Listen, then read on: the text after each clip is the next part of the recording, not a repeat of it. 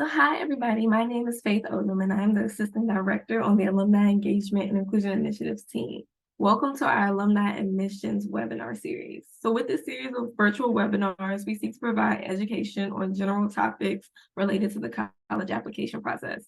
I want to take a moment to encourage each of you to be engaged during this webinar and ask questions as they may arise. Today we have with us alumni Evette Becker, class of 2011, who has an extensive background in admissions dating back to her undergraduate journey here at William & Mary. Her career journey includes working in admissions at various universities, including UVA and the George Washington University School of Nursing. Evette's experience has most recently brought her to the Common App. For the past 5 years, she has progressed her way to the Director of Product Innovation. Today, Evette will provide us all a look into the Common App and how it can best serve you and your student during the college application process. So I will now turn the webinar over to the hands of our Common App professional and alumni, Evette Becker. Thanks so much, Faith. Hi, everybody. I hope everyone's having a fantastic evening or afternoon, wherever you're coming from. I'm so elated to be here providing more information to the community that I am myself privileged to be part of, being part of the William & Mary experience. And so today's webinar, I definitely want to kind of highlight a little bit about the Common Application, as I know you and your students are beginning to start that journey. So during today, we're going to cover a little bit about the Common App community, so the college and universities that accept undergraduate applications through our system, the ways that you can explore those different colleges using commonapp.org. We'll then dive into how to actually approach starting and completing your Common App, the tools that you can use while you're on this journey, and then answer questions. And I really want to keep this as open as possible. So if you have a question, feel free to type it in the chat. I know Faith will be monitoring it. I'm not 100% sure if you're able just to raise your hand or come off mute, but feel free to start asking those questions, and I'll try my best to navigate as we're going through today's presentation. So let's jump in. What is Common App? So it is an online application tool, and our goal is to really align with our mission as a nonprofit organization that aims to promote access, equity, and integrity in the college admissions process. And so in order to do that, we have become most known for our single, easy-to-use platform that allows a student to explore over 1,000 colleges and universities, manage their application as they're going through this process, and connect with additional resources such as our financial aid tab, our Reach Higher initiative, etc. So let's talk a little bit about the membership. And so as you hear myself refer to the term member, or you're exploring and see that term pop up, when we say that, Common App is referring to the colleges and universities that are part of our association. So those are the over 1,000. So we're almost at 1,100 schools that are using the Common App to actually accept college applications and then make those application decisions. We are in all 50 states in the United States. We are across, I think, 20 different countries. So that's that 63 international institutions. And I think a big highlight here is that there is sometimes a misconception that in order to apply to college, you have to pay an application fee. Not all colleges charge the fee, and none of that fee goes to Common App. So that is usually at the discretion of the institution. But there are almost 600 schools that don't even charge an application fee to apply. So I wanted to kind of drill down into Virginia specifically, since William & Mary is a public institution in the state of Virginia. So we currently have 34 members who use the Common App in the state. Those that are in bold are the ones that are public institutions, and there are 15. And then those that have the little stars are those schools that, in addition to accepting the first-year app, which is kind of seen as the traditional app that students getting ready to graduate high school use to apply, or any individual individual that hasn't completed any post-secondary education. We also have a transfer app. So let's say that your student has attended a school and is looking for another opportunity or option. They can use our transfer application to transfer from one institution to another. And again, this is all post getting a high school diploma or a GED.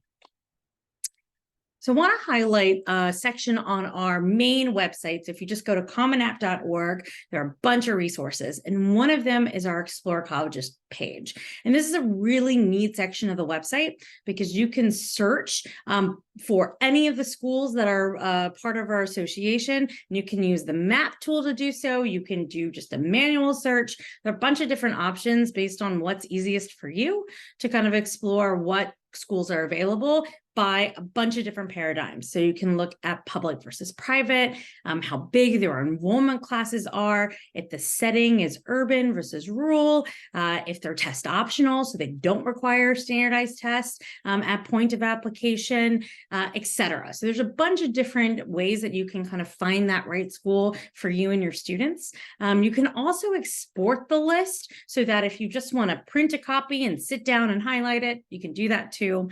You can also dig into institution-specific profiles. So for example, let's say you use the search tool right here at the top and you type in Virginia. So you'll get all the schools that pop up in the state, and you can click in each individual institution to find out a little bit more about that school. And something I always love to advise students to do is look at the mission statement of a college, because not only does that tell you a little bit more about the aims and goals and vision of that institution to identify if that school is a fit for you, but it also sometimes can give you a little insight into what they're looking for when they're looking at student applications. So for example, there are small science schools, for example, that might highlight we're looking for students who are intellectually curious and that are going to explore new innovative pathways. That's kind of telling you the type of buzzwords that they're going to start to look for in their application reading process. Sometimes they even go as a depth of putting that in their rubrics. So it's just something to think about. And I really encourage kind of that additional in-depth review as you're deciding what schools to add to your list. So we're going to jump into actually exploring the application itself. So first place to go is to actually create an account. So if you go to commonapp.org, you have two buttons on the screen to kind of begin that journey. So right at the top right hand of the screen or at the bottom, either button is going to take you to the account creation page. I also want to highlight the fact that we actually have a mobile app. So you can go to the App Store and type in Common App, and it will appear as an application you can download on both iOS and Android devices. Every year, we kind of have a contest internally to see when the first applicant of the cycle, which begins August 1st of every year, decides to submit their application. And it's usually, for the past several years, it's been via the mobile app, not the desktop app, which is very interesting. So we wanted to make sure to be able to meet students where they are so you can complete your application on your computer. You can also do it on your cell phone. I also want to take a moment to talk about account rollover. So let's say that you and your students are not ready to apply to college yet. Let's say you're in your junior or even your sophomore year of high school. You can create a Common App account now. You don't have to wait until you're ready to apply to school. That way you can go ahead and add in your basic information like your parent information. You can enter in activities, even begin your essay.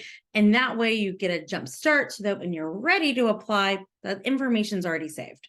And so in order to facilitate that process, we have a option called account rollover. So you can create your account before the application cycle opens. So that's typically going to coincide with usually a senior year in high school. And you can enter in the colleges that you're interested in exploring. You can answer all the questions in the common portions of the common tab of the system. And you can start to invite advisors. So a parent who you want to be able to see your information so they can support you through the process. However, something to note is that not all information rolls over. So what doesn't roll over is one, college-specific questions.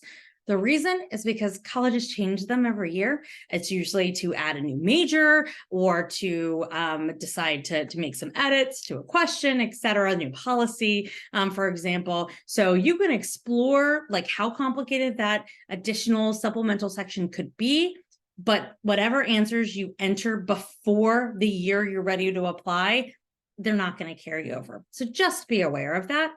Second is your FERPA release authorization. So we'll talk about FERPA later in today's presentation, but note that that authorization you do have to recomplete when you're actually ready to submit your application. And then third, your recommender invitation. So again, we know that counselors may change in between academic years. So that information again is re-asked, and it also is because of the FERPA authorization. So this section, we're going to actually listen to one of my colleagues, Amani, talk you through the Common App. Hi, everyone. I am Amani, and I work here at Common App. Today, I'm in the Common App office to walk you through the first year application process. Common App helps students apply to college by making the process faster and easier because you only need to use one system to apply to multiple colleges.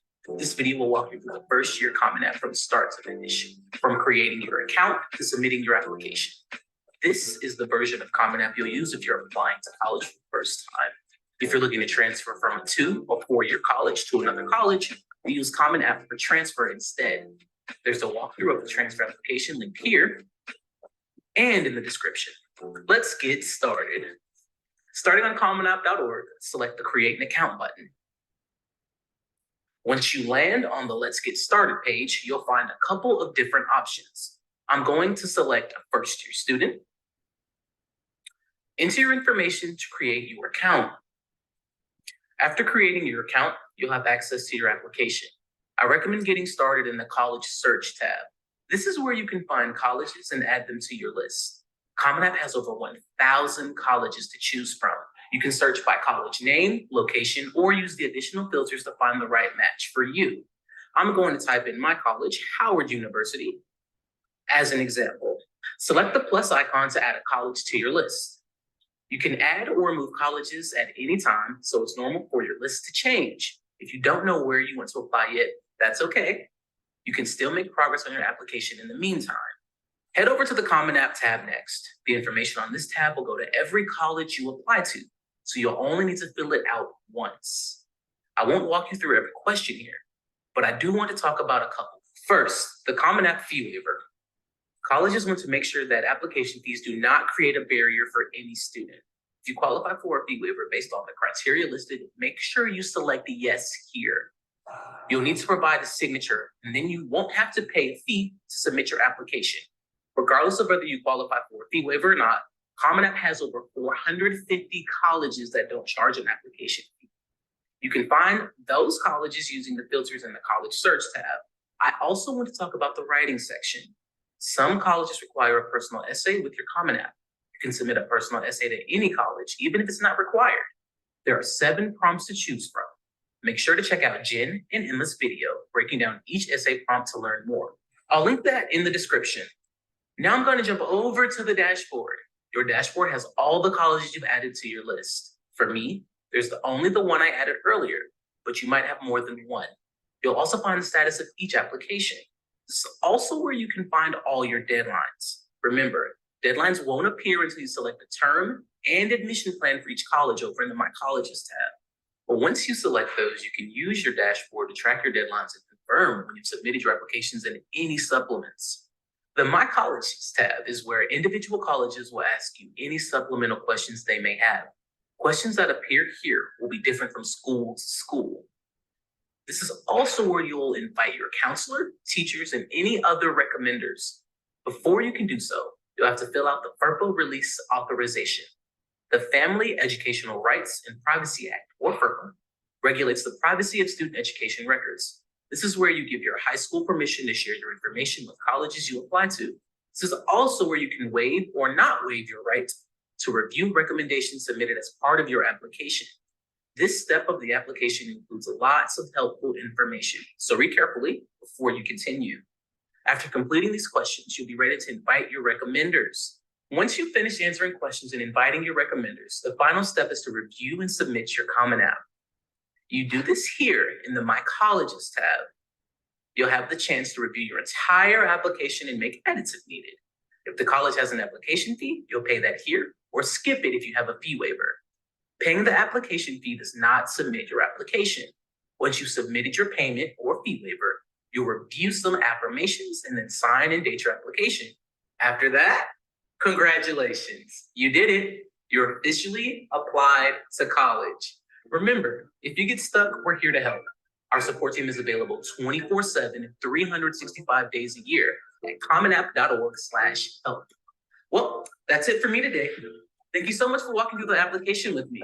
You can find me and my Common App friends over at Better Make Room's TikTok, at Better Make Room, where we'll be providing more college application tips and resources. Now you're ready to get started. You got this. So hopefully that was a good instruction. Ooh, Hi, nope, everyone. I'm not going to start again.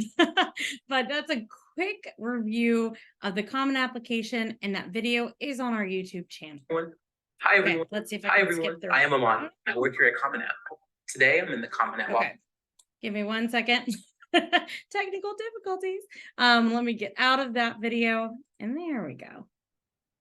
All right, so Monty gave a quick review of a lot of the components that are part of the application system itself. And so just to highlight some of those talking points, want to take a quick moment to review the Common App fee waiver.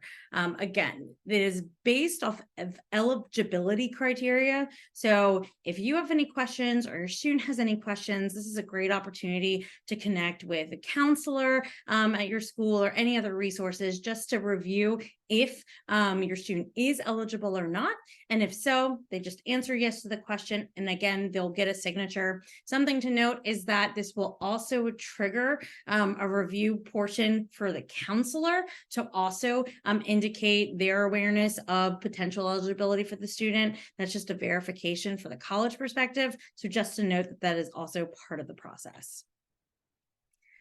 Let's also kind of highlight some of the other options into the Common App. So as Amani described and was able to detail through the video, there's the Common tab portion. So that's that common portion with your information that can roll over year to year. And then there's the My Colleges section.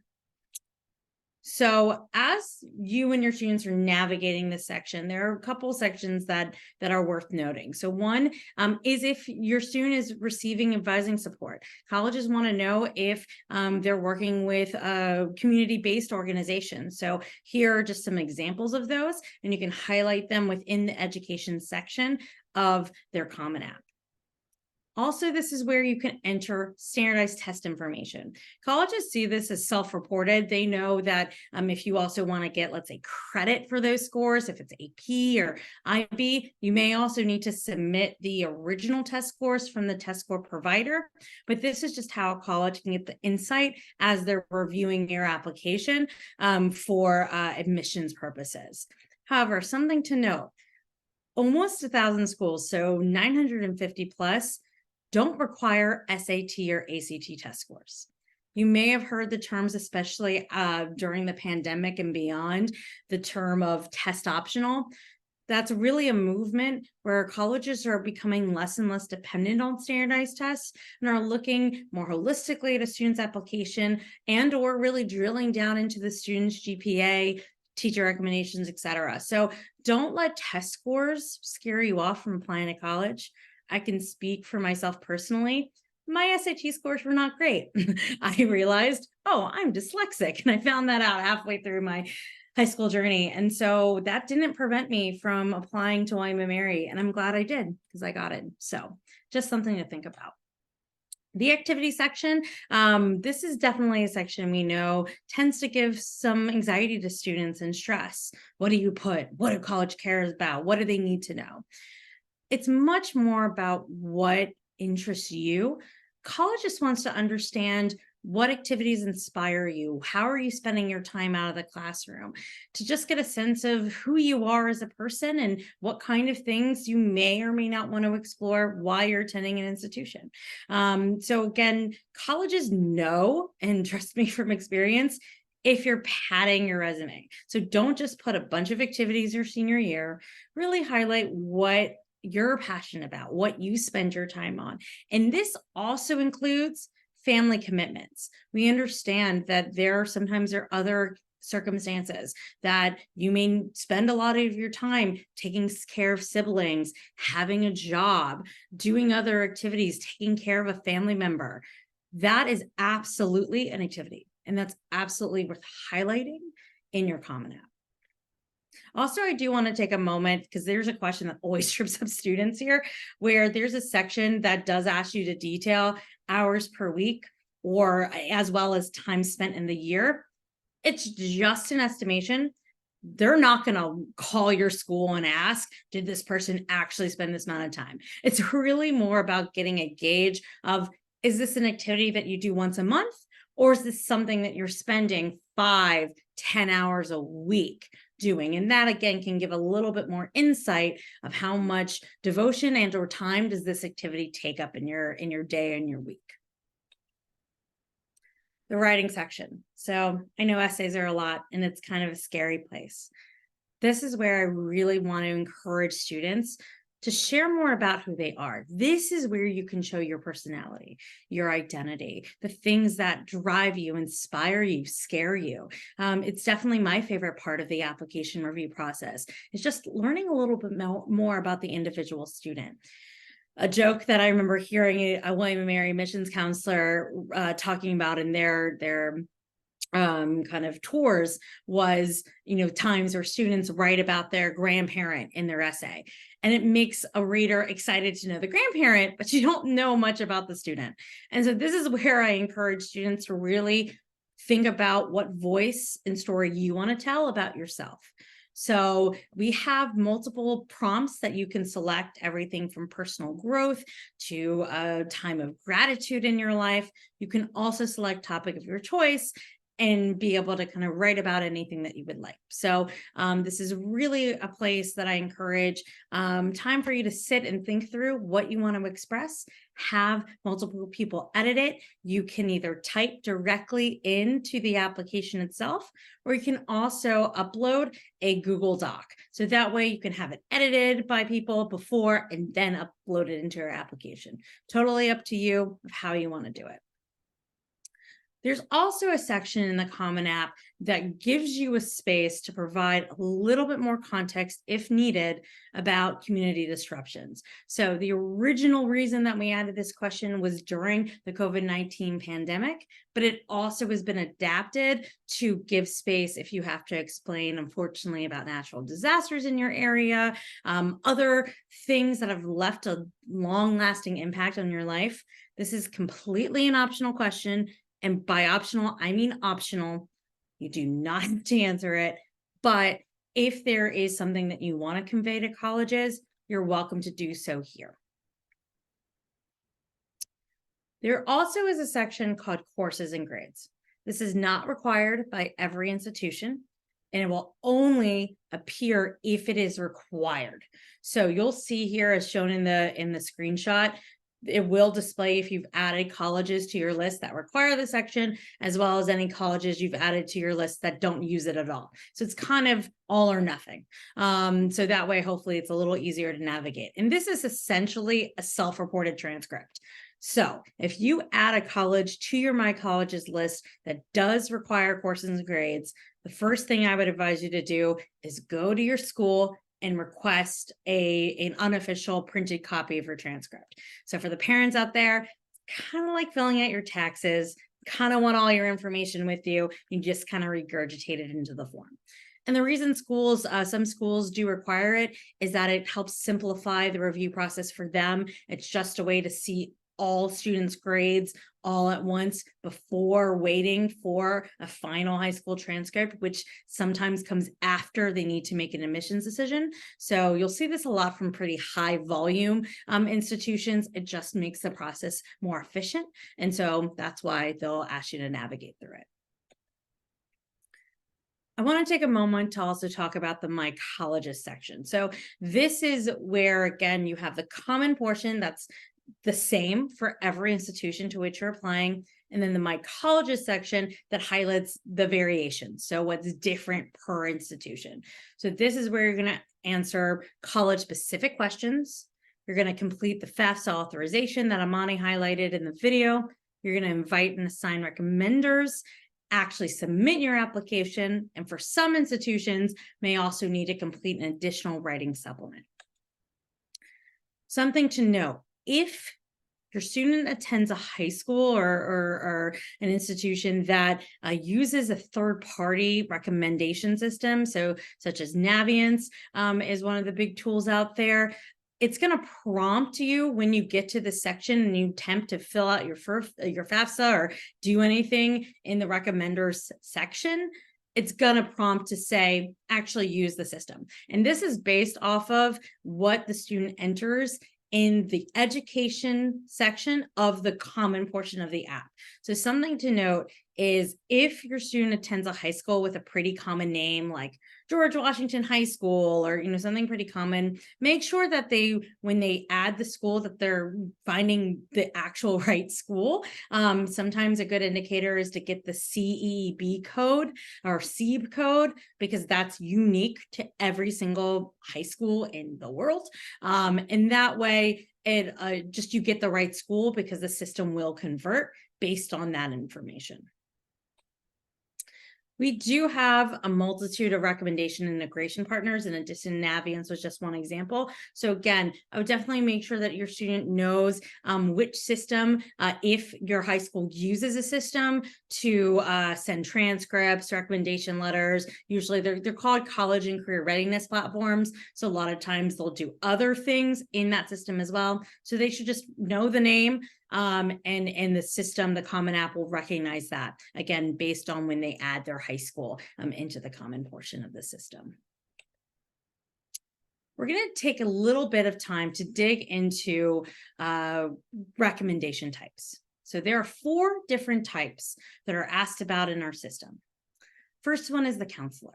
And something to note is that, as you can see here by the stat, only about 35% of the colleges that use the Common App actually require a letter of recommendation from the counselor. So usually what that letter of recommendation, if required, is asking for, it's more about trying to get an understanding of the profile of the school.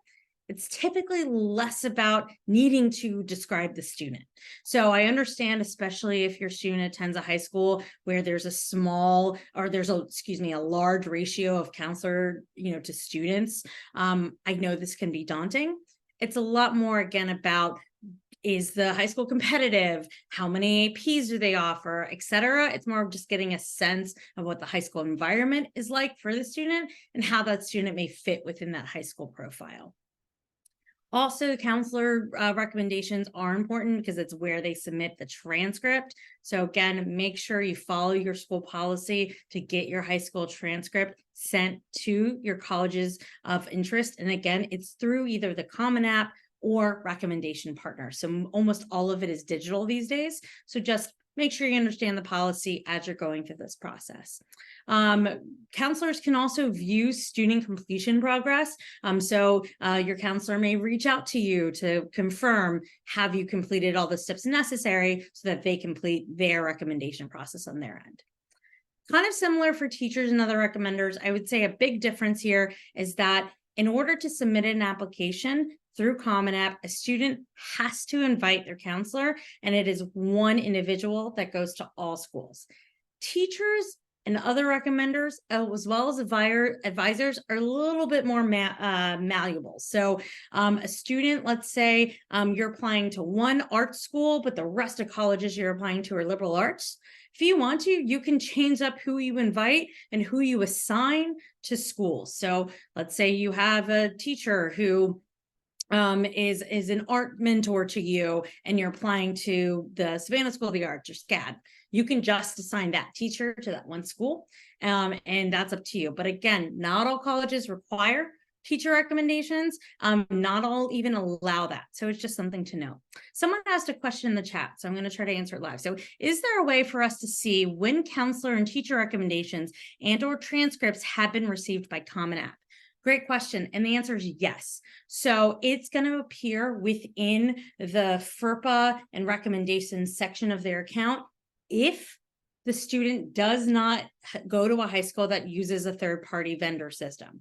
So it will appear, and the options are going to be submitted, it's completed, submitted, downloaded. Downloaded refers to the college actually having taken that information and putting it into their system. It's the same thing on the dashboard section for the application itself. So we'll sometimes get support requests from students freaking out because they called the college and the college didn't have their data, even though they submitted. It's not that they don't have it, it's that they haven't taken the action of downloading it yet. So just note that difference. And so most colleges will download every night. So usually it's about a 24-hour process. And it's the same thing for the counselor recommendations. So you will be able to track that. Different vendor, the college and career readiness platforms will show it differently. So just something to note, that the way that you can see how a counselor or teacher is progressing may vary based on the system your high school uses. But great question.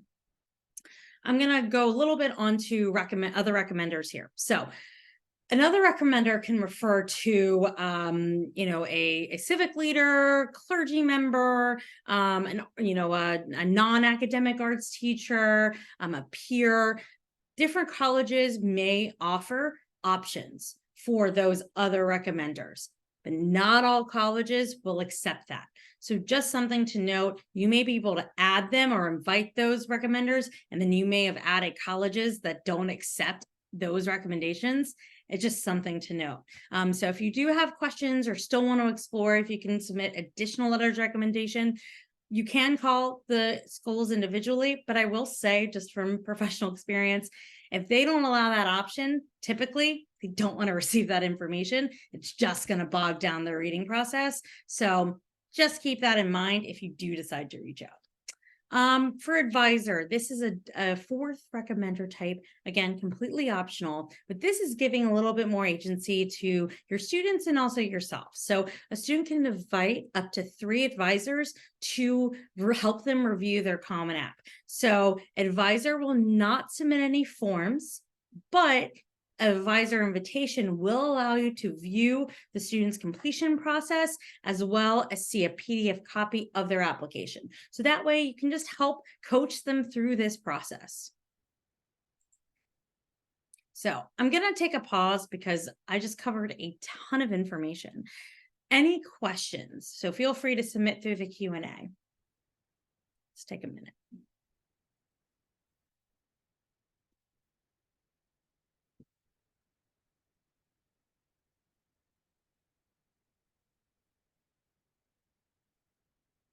I think that's like my 8-second pause. So I'm going to go ahead and keep this train moving. So additional tools that you can use at your disposal.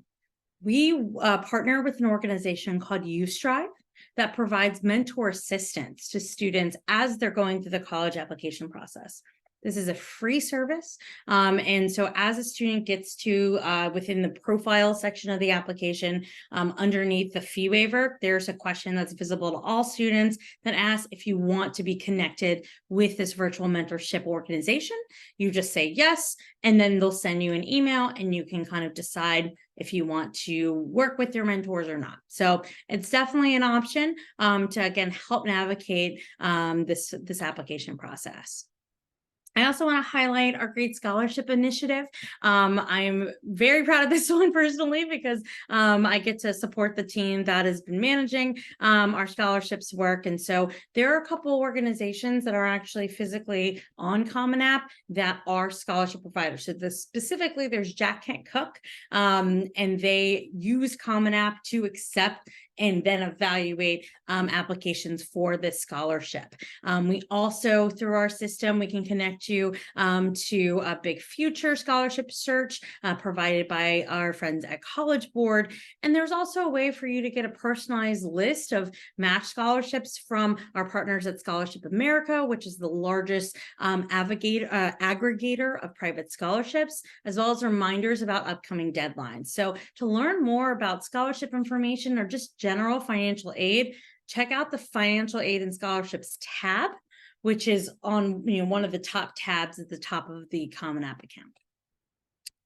There's also video tutorials online. So we watched the one from Amani. There you see a familiar face doing the transfer app online as well. And then my colleagues, Jen and Emma, break down the Common App essay prompts as well as answer some common questions. So check us out on YouTube and please don't make fun of my hair. So with that, let's talk about some planning resources. So there are sections of the Common App that helps provide additional materials for you to review, download, share with your counselors, etc., to kind of detail why college matters. What do you have to think about as you're trying to pay for it? How should you start to roadmap through this process?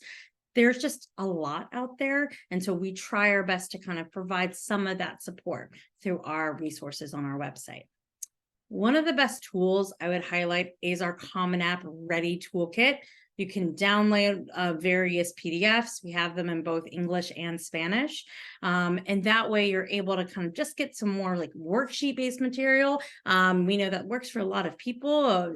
I'm a big checklist person. And so this way you can get a checklist of what do you need to get started? How do you prep things? A big one that is that we like to highlight is how to tell your story. Again, we know the essay can be daunting. And so this is just a quick guide to help you start to think through what do you want to provide in your essay as you're looking to tell more about yourself for colleges to use as they're making application decisions. As Amani also highlighted in the video, we do have 24/7 support. And this is actually where I started my career at Common App. Long story short, I actually started with working for Common App straight out of graduating from William & Mary back in 2011. And I worked on our support team. So they're real people. They're actually humans. And so they're here to help answer your questions, go through known issues. We also have a really in-depth list of FAQs or frequently asked questions. So you can do keyword searches and see if you can resolve that your problem that way. We also offer support to recommenders as well. So if your counselor has any questions about the system, they're able to do that. So someone asked a question here. It's unlikely my son will want me to be involved in the college application process. How can a parent access these resources if we don't have access to our child's Common App account? It's a good question. I think something to note is the resources that I'm showing right now. So the 24/7 support, the Common App Ready tools, the planning resources, all of that is outside of the actual application system itself. So you yourself, anyone, to be honest, in the public, can just search commonapp.org or the app support and get those open materials. But as you're thinking through your individual student's experience, that is going to be in their Common App account. So it is something that you can always ask if they're open to inviting you as an advisor, or again, their counselor will be able to have access to view a similar advisor experience. But from the actual physical application view, the only way to be able to see that information besides, your students sharing their password information is if they invite you as an advisor.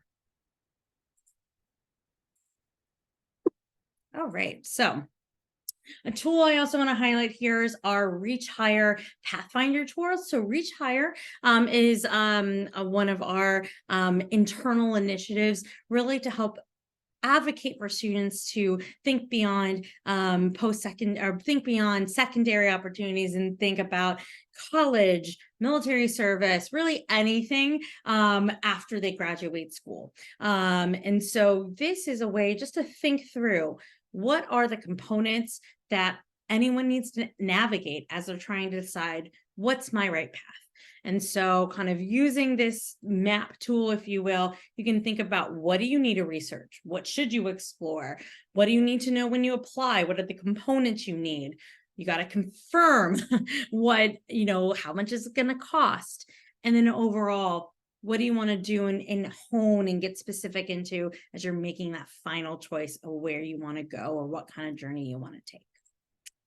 So another question here. My child attends a large public high school. In past years, teachers have not been able to write letters or recommendation for every student who asks. Any suggestion where to reflect that reality in a Common App? That's a really good question. So the place I would advocate for putting that information is within the writing section of the comment portion. There is an additional text box area that's called additional information. So that is basically tell us all the extra stuff you want to indicate. And I think that's a great place to just express, because I think it allows for, don't quote me on this, but I think it's about like 500 words just of open free space. So that's where you could absolutely highlight that piece of information, which is just good context for an admissions officer to have. You can really use that space to just provide any additional nuggets you want.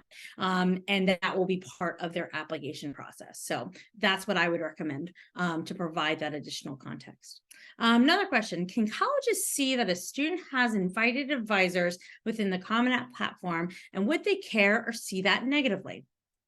Great, again, great questions tonight, y'all.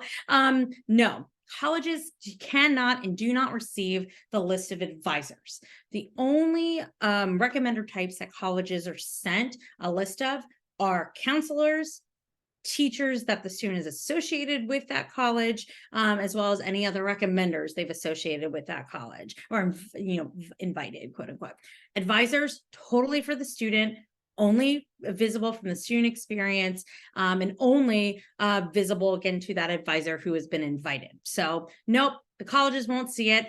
And to be frank, I don't think they view that negatively. I think colleges appreciate and understand if a student has resources. It's also, again, a college understands if a student doesn't have resources. It's definitely part of the additional context that they're trying to understand, but no, they're not going to see this particular piece.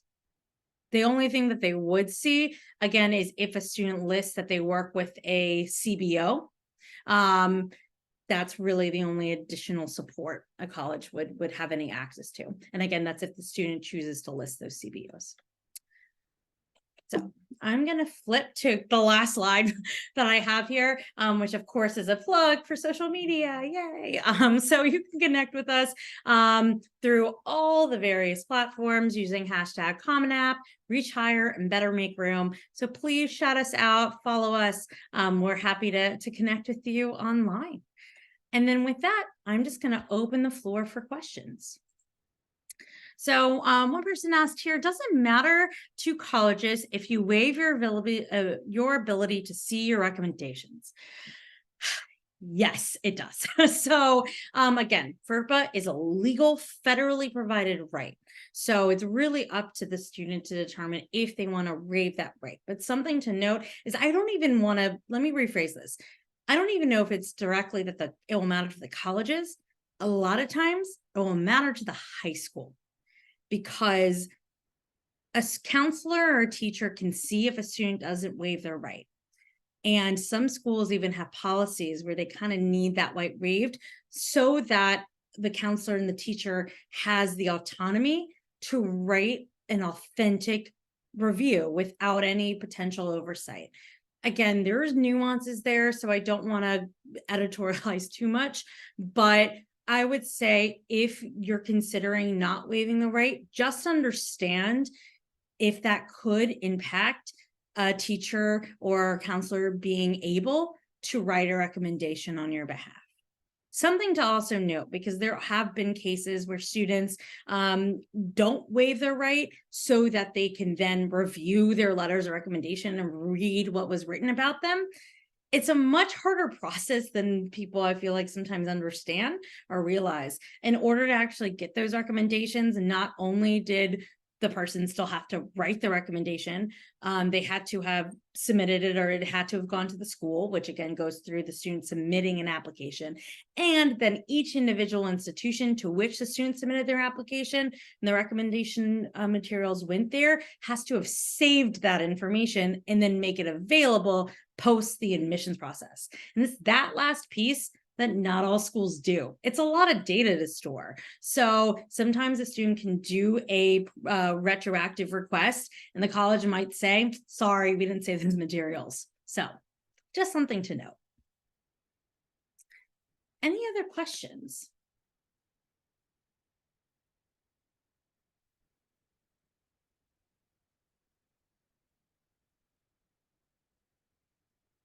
And Faith, I don't know if guests have an opportunity to go off mute, but if that is more comfortable, happy to take those questions as well. They actually do have the opportunity. They can request to be allowed to talk, or they can raise their hand. And once they raise their hand, I can allow them to talk if people would rather verbally ask their questions.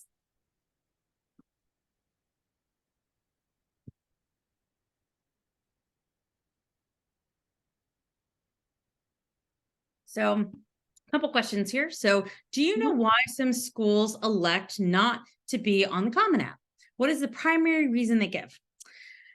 Yeah, good question. So I think a lot of it is a variation of reasons. So a big one is schools that might be in a state that have their own statewide application. So I'm thinking of the University of California system has their own kind of version of Common App for their state universities. So for them, it just makes more sense to continue through that process. So they are not current members of the organization. So that's just one option. It's also to deal with, volume, policy at the institution level. There are various reasons, but again, we've been very fortunate to have grown our membership. In the past decade, we've gone from, 350 schools to now, again, almost 1,100. So we're continuing to grow and support the institutions that are interested in being part of our mission-based organization. Next question. What is the mentorship process you mentioned? So it is an organization, you can research them yourself, called U, like the letter, Strive. And so U-Strive offers online mentoring from vetted advisors to just support students as they're going through the process. So I can't speak 100% to how the process works kind of on a day-to-day, but my understanding is that a student, if they say yes to, do they want to U-Strive mentor through their Common application, they'll receive an invite through their email that they use to create their Common App. They can then create an account on the U-Strive website and then be matched with a mentor. And usually it's either like an admissions professional who wants to volunteer their time, someone who is a current college student who wants to volunteer their time. But again, they're typically like vetted individuals that go through a review and training process. Next question. How can we find out about other college-related webinars from William & Mary? So that I'm going to turn to Faith. Of course. So we've done already, I believe, 2 webinars this semester. So this is our 3rd and final one for the fall semester. And I will place the link in the chat so you all can not only watch the other 2 webinars on demand and also access this one in a few days, but stay up to date on our upcoming webinars. So registration pages live there, past webinar recordings live there. And so it's pretty much a one-stop shop in regards to our webinar series and how we'll keep rolling it out in the spring. Thank you for asking. So next question on here. Do application decisions get posted to Common App, or do students have to create a separate account at each college they apply to in order to find out decisions? The answer is the latter. So as of today, Common App does not post application decisions. We are essentially just like the mailbox, the provider of the application, and then we send that information to the college. The college will then process it and most colleges have different platforms that they use to process. And so that's when we kind of kick it off to the college, and the college is the one that will then follow up with the student, ask, sending login information and kind of going through their checklist of requirements. And that's typically how they post decisions, is going to be through their own online platforms. Next question. A school counselor has requested that students use Navigance to request teacher recommendations, even if they are using Common App. Is this common / a good practice?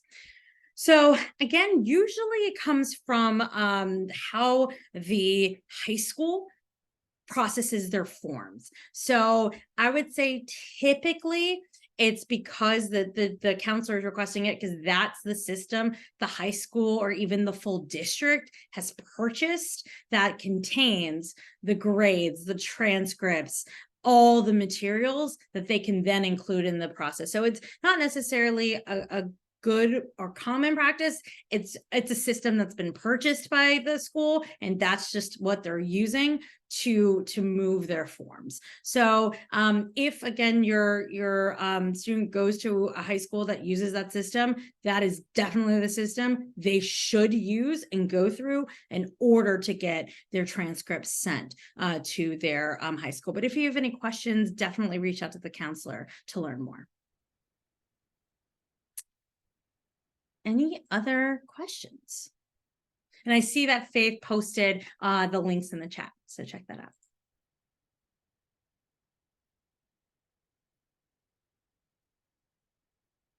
Well, if no one has any questions, I'm happy to stay on until the top of the hour in case people want to ask things independently. But I just want to say thank you to Faith and the William & Mary team. It's always a pleasure and warms my heart when I get to do these presentations because this is the community that I love. So thank you all. I hope everyone has a fantastic rest of your day, and good luck with the college admissions process ahead of you. Thank you so much, Evette. I really enjoyed your presentation. I had to go to the Common App myself a few years ago, so now seeing it and how it's changed and just evolved, it's been fun. I've enjoyed it. And I also want to thank you for providing all this expertise to us. There was a lot of great information, and I know our alumni community and their students enjoyed it and appreciated it. Thanks so much, everybody. So I'm going to stay on to the person who asked a question. So again, people want to jump off, no worries. Thanks so much for coming. For the question that we have open here, can you independently submit an application to one college at a time in the Common App? The answer is yes, you can. So the way it works is, again, the common portion is kind of the one and done, but you can technically edit it. So student can complete the common portion. They can then go, let's say, to William & Mary. They can complete all the William & Mary questions and then hit submit. And then they can go back to the common portion, edit some things, and then find UVA and submit. So that is absolutely possible. The thing I want to warn, though, students forget to make changes. So there is a potential, because we've gotten the support request of, oh my God, I sent the wrong essay. Well, you made that choice. So just something to be aware of. The Common App was designed to be a one and done, but you can go back and edit. One difference, though, that works from the student perspective. That's not the way it operates for counselors and recommenders. So counselor and recommender is completely one and done. So when a counselor or a teacher submits their form, it then essentially kind of goes to a vault. And then every time a student submits to a new school, it's going to be called upon if the student has invited that particular teachers to that institution. So just kind of let your counselors or teachers know that they shouldn't customize, and colleges know that, again, it's common, so they don't need to customize because, again, it's going to be reused.